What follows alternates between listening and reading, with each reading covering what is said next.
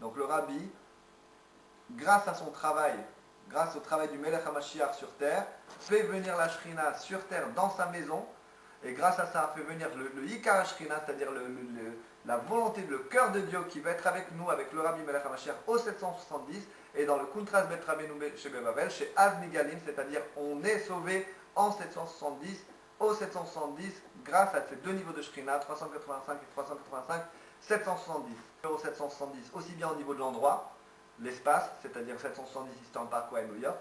On a le 770 au niveau du temps, c'est-à-dire 5770 cette année.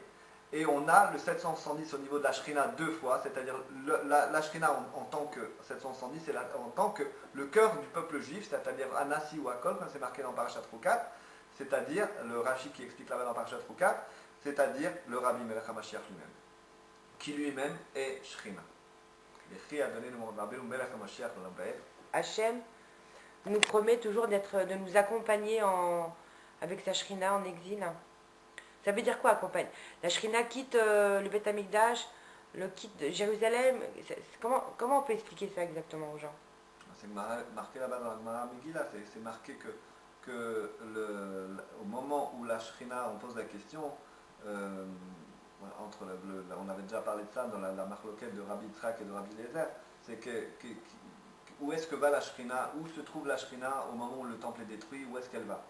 Alors ils répondent, un répond dans les Bate Knesiot et les Bate Midrashot, dans les synagogues et dans les maisons d'études de tous les juifs, et le second répond dans la maison de Rabbeinu qui est à Bavel. Rabbi Eliezer dit Bet Rabbeinu chez Bavel, la maison de Rabbeinu qui se trouve à Bavel. C'est-à-dire que la maison du Nassi, c'est-à-dire en traduit en termes d'aujourd'hui, la maison du Nassi, on a expliqué le prince d'Israël,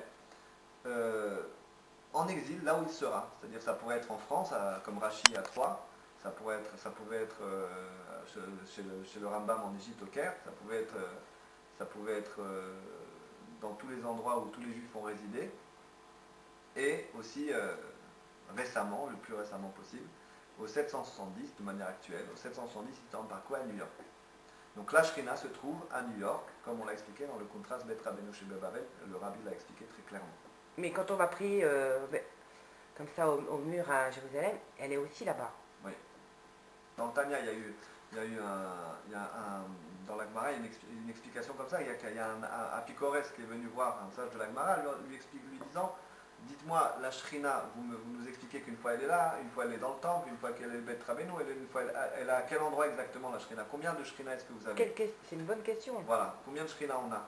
Dans le Tanya, il a répondu là-bas, le sage, que en fait c'est comme si on reçoit la lumière du soleil dans une maison par différentes fenêtres. En fait le soleil est partout et sa lumière pénètre pas dans la maison, il suffit qu'il y ait une fenêtre. Donc en fait la Shrina demande qu'une chose, c'est qu'on ouvre une fenêtre dans notre maison, dans notre Beth Amikdash, au Kotel, à New York, dans le monde entier, et la Shrina se trouve là-bas. Si dans cette maison ici, il y a la photo du rabbi, il y a des livres du rabbi, il y a des cours du rabbi, il y a un enseignement qui concerne la Shrina, qui concerne Dieu, d'accord? Eh ben, la Shrina est aussi ici. Qu'est-ce qui a marqué exactement sur cette affiche? Alors, il y a marqué d'abord Yechi a donné Morenu Rabbeinu Melech HaMashiach Olabel, et en dessous il y a marqué le Mashiach promet qu'aucun juif ne restera en galoute. Alors, est-ce que tu peux nous expliquer un petit peu ce Inyan? C'est la discussion qu'il y a eu, c'est une discussion voilà, qu'il y a eu entre Dieu et le Mashiach lui-même. Dieu donnait à Mashiach un ultimatum, lui disant, si tu veux vraiment te révéler, je vais te donner ta chance, tu vas te révéler au monde, mais tu vas souffrir toutes les souffrances du peuple juif, comme c'est marqué dans le chapitre 53 de Isaïe. Et donc le Mashiach aurait répondu, je suis d'accord, à condition qu'aucun juif ne reste en galoute. Et Dieu lui a répondu, Amen. Donc en fait, on pourrait dire que le rabbi, le Ramoshia, toute sa vie et même aujourd'hui, a vraiment eu un amour énorme pour chaque juif. Exactement. D'ailleurs, on voit, une fois, il y a eu un journaliste qui a interviewé le rabbi en lui expliquant, en lui disant, mais comment ça se fait que tous les juifs sont fanatiques de vous, tous ceux qui viennent vous voir, ils sont complètement fanatiques, on trouve que ça ressemble à l'idolâtrie, les juifs sont fous de vous. Et le rabbi lui a répondu, mais c'est réciproque. Ouais. Voilà.